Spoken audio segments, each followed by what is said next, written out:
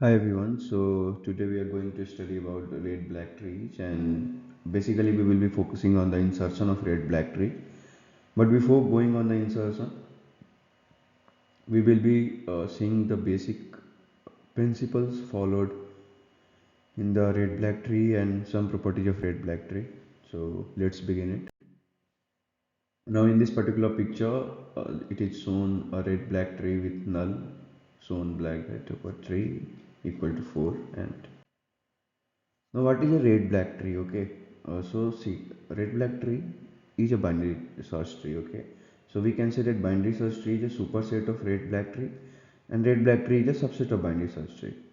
So we can also say that every red black tree is a binary search tree, but we can't say the vice versa that every binary search tree is a red black tree. Now there are some principles in red black trees or some properties which needs to be followed. First one is every node is either red or a black, because as the name suggests that it is a red black tree, so a node will have only two colors, either red or black. Every null node means will be considered as a black node, and if node is a red then both of its children are black. Now here it is saying that there should not be any red conflict because it is not allowed. And red black height should be sorry black height of every node should be same. Black height का मतलब होता है कि आप जहाँ से शुरू कर रहे हो किसी नोड से वहाँ से लेकर के लीफ नोड तक हर पाथ में same number of black node होने चाहिए. Now see it is a valid red black tree, and red color is shown with a blank white circle and black color is shown with a black colors. Now see that how what is the number of black height. Okay, so suppose that we have, wait a second, I'm just taking a pen. I have taken this node, and now I will see this path that how much red black height is there. तो यहाँ देख रहे हैं कि इसे तो exclude कर देंगे क्योंकि हम यहाँ से स्टार्ट कर रहे हैं. So see there is one black and two black, so it has two black white. If we see this particular path here and we go there, there also we have 1 and 2. So each and every path have same number of black height, and that is 2. See here how many black height is there, we can see. So if we take this node और अगर हम इस path को लेते हैं तो हमारे पास पहला ब्लैक, दूसरा ब्लैक एंड तीसरा ब्लैक, एंड सेम हर जगह हमारे पास 3 ब्लैक हैं. तो इसका ब्लैक हाइट कितना हो गया 3. इसका ब्लैक हाइट चेक करते हैं कितना हुआ. तो 1 black, 2 black, 3 black, 1 black, 2 black, 3 black, 1 black, 2 black, 3 black. So every it's also a 3 black hat. Okay. Now we are coming our main part, which is red black tree insertion. अब इसके कुछ rules हैं, अगर वो आपके mind में clear हो तो इंसर्शन उतना भी टफ नहीं है. ओके, सो पहला रूल है कि अगर ट्री खाली है, if a tree is empty, तो आप एक नोट डाल दो उसमें और उसका कलर ब्लैक डाल दो. ओके, उसके बाद अगर ट्री एम्प्टी नहीं है तो एक नोड नया ऐड करो और उसका कलर कर दो रेड.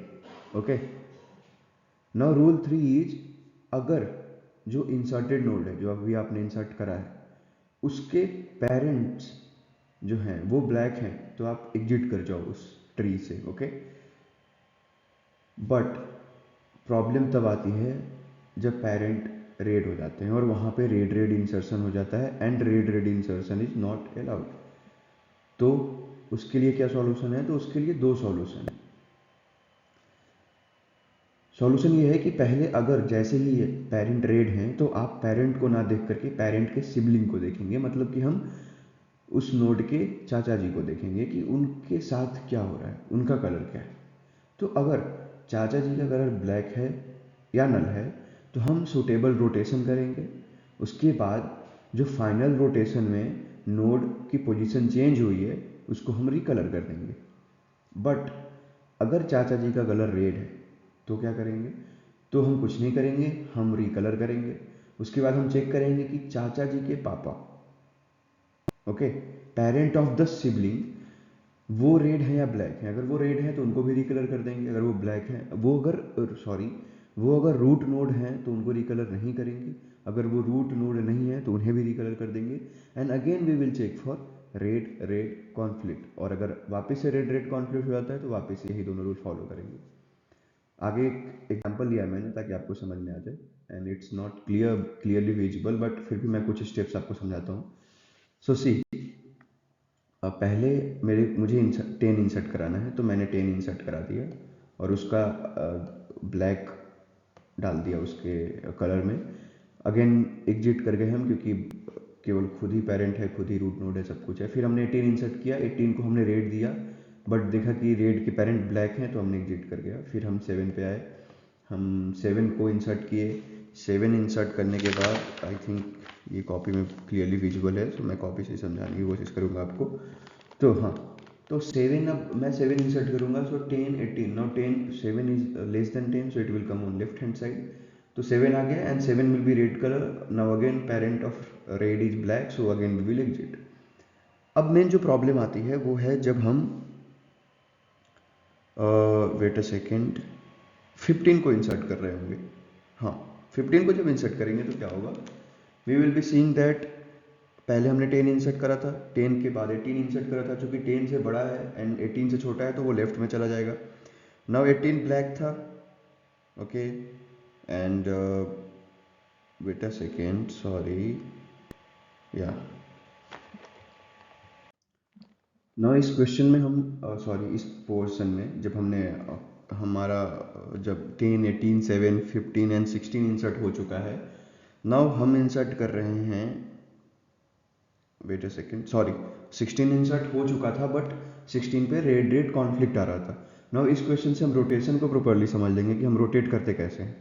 नाउ 10 7 18, नाउ 18 15 एंड 16 पे कॉन्फ्लिक्ट आ रहा है, ओके। सो हम क्या करेंगे, हम देख रहे हैं कि लेफ्ट राइट रोड, लेफ्ट है देन राइट है प्रॉब्लम, तो हम रोटेशन जो करेंगे वो पहले लेफ्ट रोटेशन करेंगे देन राइट रोटेशन करेंगे। तो हमने लेफ्ट वाले को राइट रोटेट कर दिया एंड अगेन देन जो राइट वाला होगा उसे लेफ्ट रोटेट कर दिया। रोटेट करने के बाद हम ये चेक करेंगे कि फाइनल रोटेशन में जिस नोड का पोजीशन चेंज हुआ है हम उस नोड को ही केवल रिकलर करेंगे, बस। तो शायद फाइनल में 16 एंड 18 का कलर सॉरी पोजीशन चेंज हुआ था, इसलिए हमने उसे रिकलर कर दिया। नहीं, आई होप दैट आपको क्लियर होगा। एंड इसी रूल पे हमने आगे भी चीज़ें की है। सो सारी क्वेश्चंस आप वो जो स्टार्टिंग के 4 रूल्स थे उस पर फोकस करके आप सारे क्वेश्चंस कर सकते हो। एंड या दैट इज़ फॉर नाउ, बाकी हम कभी और पढ़ेंगे किसी चीज़ को। So thank you.